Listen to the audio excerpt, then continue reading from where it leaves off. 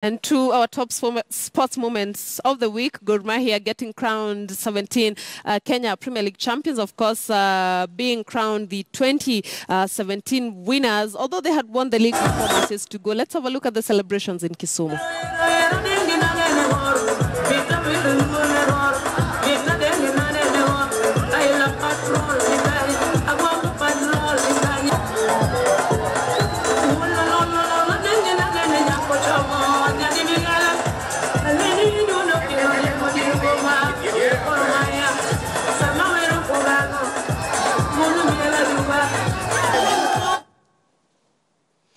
And those are top sports moments of the week with Gor Mahia capping it right there for us. And we now went to head back to our I&M studios where David Kwalima, a writer with the Nation newspaper, that is a sports writer, is with us. And Kwalima, what do you make of Paul Putt's appointment as the Harambee Stars head coach?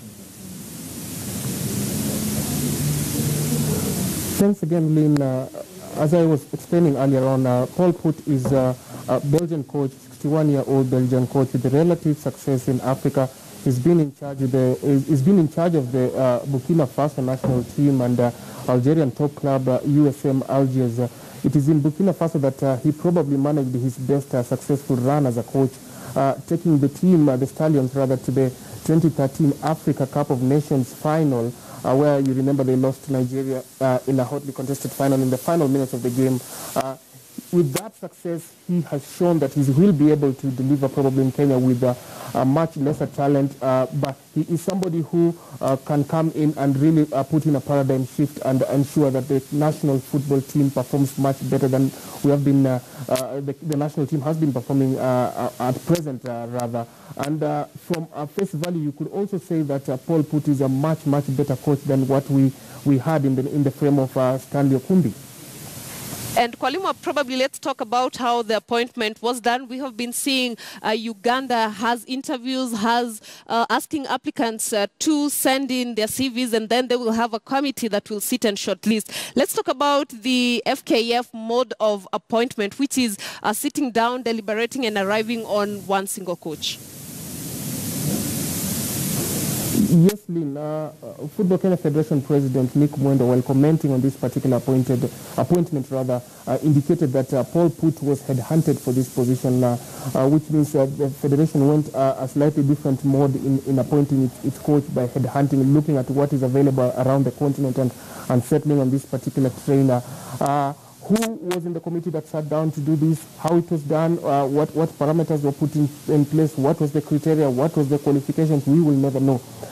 As you rightly put out, in the neighboring Uganda, there has been a committee that has been brought into place, led by a former Africa Player of the Year and Zambia FA President Kalusha Bwalia, to try and scout and come up with a coach. The process is still ongoing. It's almost 3 weeks after that committee started working. There has been information about the number of coaches that have been shortlisted. Former Kenya coach Adela Mruche among those coaches that have been shortlisted there. It could bring into the issue in which the criteria in which the Kenyan FA arrived at Paul Putt could come into question if he doesn't perform. But if he performs at the end of the day, nobody will be complaining, because what Kenyans really want at this point in time is a coach who's going to come in and help the national football team at least perform well on the continental scene. And Kwalima, as we wind up very quick, looking at, of course, at what has been going on previously, reports that coaches do not get a free hand to pick their players. Do you think Paul Putt will get a free hand to select his Harambee Stars players? That's the million-dollar question, Lynn, and I'm glad you brought it up. There's going to be a lot of scrutiny over Paul Putt and which players he's going to select. Obviously, the former coach of Stanley Okumbi, a rookie by all fronts, a former Kariobangi Sharks and Mathare United coach coming in to the Harambee Stars fold, and a lot of questions over how he was appointed, as you rightfully put it, with no experience, no success record. When he came in, and there were reports that players affiliated to Kariobangi Sharks, a Kenyan Premier League club, were getting favored in appointments to the national team, and most of those players unfortunately didn't go on to perform as per the grade expected of the national football team.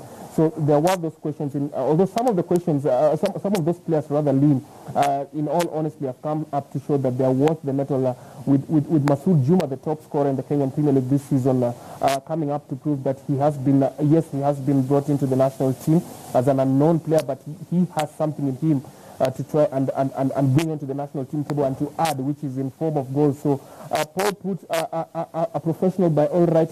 You don't manage the likes of USM Alger in Algiers. You don't manage the likes of Burkina Faso, Gambia, Jordan by chance. You have to have some quality in you. You have to have some professionalism in you. Yesterday during his unveiling, he told the media that he will need all the help required to try and put a team in place for the Sekafa Senior Challenge Cup that begins in just under 2 weeks' time in Kisumu and Kakamega. So the question of team selection is going to be very interesting, considering specifically local-based players will be called up for the Sekafa function. So the jury is still out on how he's going to move around with that thing. Thank you very much, David Kwalima, for your insights right there. Nation newspaper sports writer David Kwalima giving us his insights on the newly appointed Harambee Stars coach Paul Put. And that's where we end it this afternoon. My name is Lynn Washira. Do stay with KTN News. Akisa Wandera will be up next with News Center.